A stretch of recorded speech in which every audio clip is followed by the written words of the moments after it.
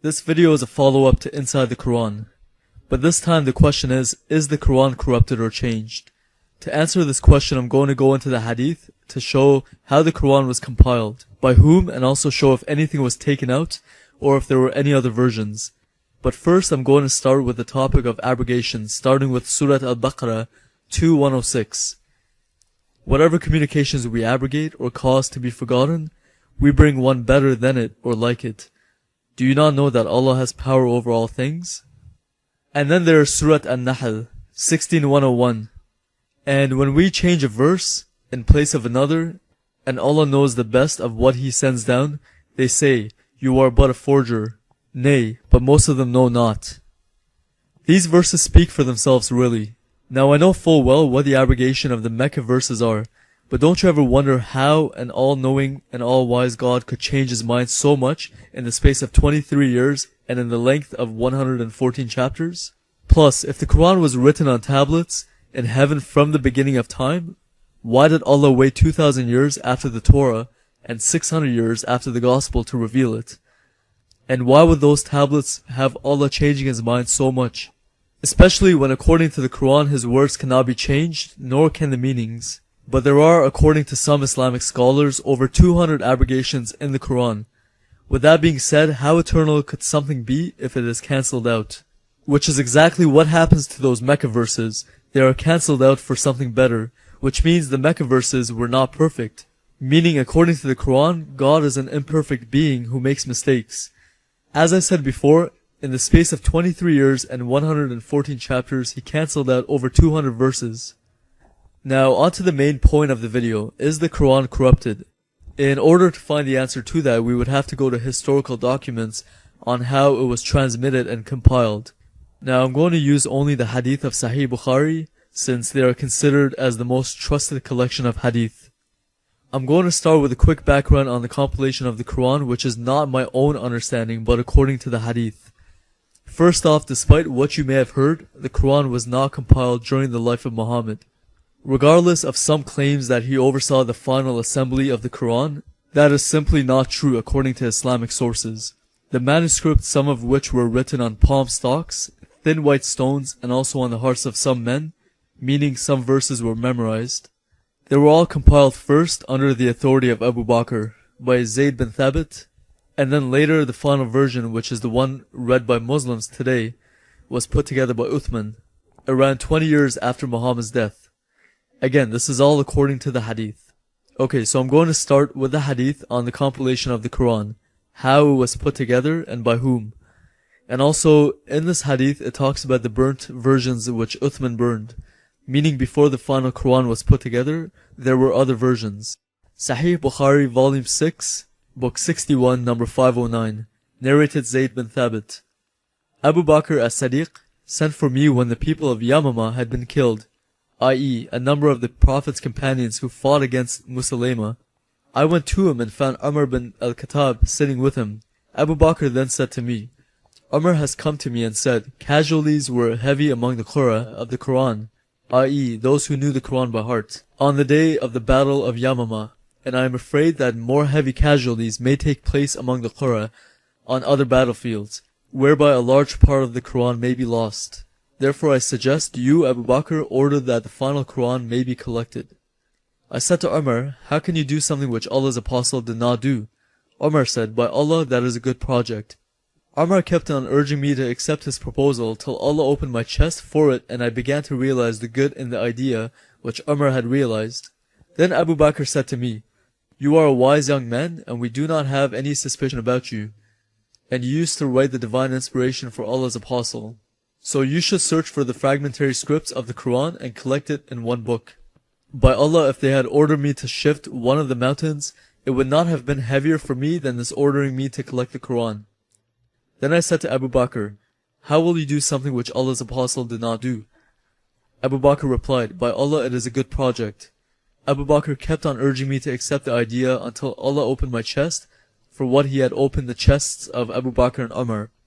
So I started looking for the Quran and collecting it from what was written on palm stalks, thin white stones, and also from the men who knew it by heart, till I found the last verse of Surah Al-Tawbah, with Abi Khuzaymah al-Ansari and I did not find it with anybody other than him. Volume 6, Book 61, number 510. Narrated Anas bin Malik. Hudayfa bin al-Yaman came to Uthman at the time when the people of Sham and the people of Iraq were waging war to conquer Armenia and Azerbaijan. Hudayfa was afraid of their differences in the recitation of the Qur'an. So he said to Uthman, O chief of the believers, save this nation before they differ the book of the Qur'an, as Jews and Christians did before.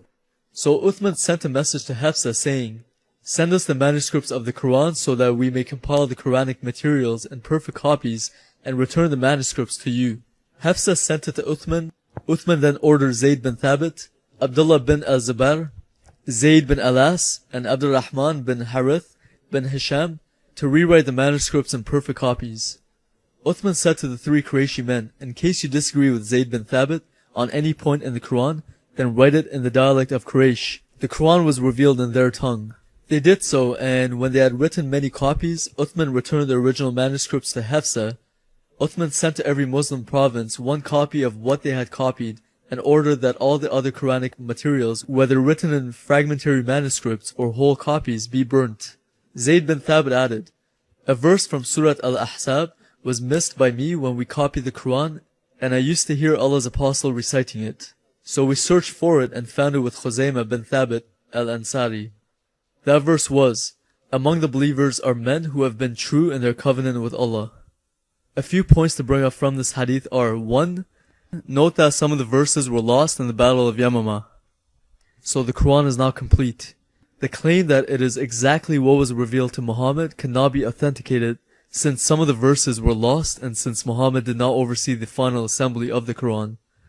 2. Zayd bin Thabit collected it from fragments written on palm stalks, thin white stones, and also some of the verses were memorized by some men. He went around collecting these fragments from all over, with Muhammad not around to verify whether or not what he was writing down was authentic or not. He basically just collected a bunch of manuscripts, which could have come from anywhere. 3. All other manuscripts that had any differences were burned by Uthman. Now, who gave Uthman the authority to burn all of the other copies which may have actually been the originals? And also, who gave Uthman and Abu Bakr the authority to say what should be included and what should be left out? Who knows how the original Qur'ans were? Maybe some of them had correct doctrine that coincided with the Bible. I guess we'll never know. So along with the lost verses from the Battle of Yamama, we have a very clear hadith that says a stoning verse for committing adultery was taken out.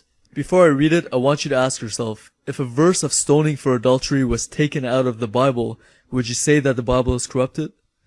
Now, with that same answer in mind, use the same measure on the Qur'an. Sahih Bukhari, Volume 8, Book 82, number 816. Narrated Ibn Abbas. Umar said, I am afraid that after a long time has passed, people may say, we do not find the verses of the rajam, stoning to death, in the Holy Book, and consequently they may go astray by leaving an obligation that Allah has revealed. Lo, I confirm that the penalty of rajam be inflicted on him who commits illegal sexual intercourse, if he is already married and the crime is proved by witnesses or pregnancy or confession. Sufyan added, I have memorized this narration in this way. Umar added, surely Allah's Apostle carried out the penalty of rajam, and so do we after him. We don't see the stoning verse anywhere in the Qur'an. What we do see is that in Surat An-Nur 24:2, the penalty for fornication or adultery is to flog each of them with 100 stripes. Maybe the original command, as seen in the previous hadith, was in one of the versions that Uthman burned. But the question needs to be asked, again, who gave authority to whom to take out the stoning verse? And what else was taken out? What we do know is that according to Muslims' own sources and according to the best collection of hadith, the Qur'an was changed or at least tampered with by Uthman after a very questionable compilation done by Zayd bin Thabit. Then of course, even more questionable is how Uthman burned every copy that differed from his. So as we saw in my previous video inside the Qur'an, according to the Qur'an the Bible hasn't been changed. And as we have seen from Muslims' own sources, the hadith, the Qur'an is changed. Either changed by Uthman or corrupted from the beginning by Zayd bin Thabit or by Muhammad, even before Zayd bin Thabit. With the Qur'an we have a book that claims to be from God, the God of Abraham, but it contradicts the God of Abraham in too many ways to count. So what are we supposed to do? Believe the testimony from the many books of the Bible, or believe one Arab man who not only contradicts the Bible, but who also was the only witness of his revelations. We all need to search for the truth wherever it may lead. The truth will set you free. This life is temporary, we all need to think where we will spend eternity.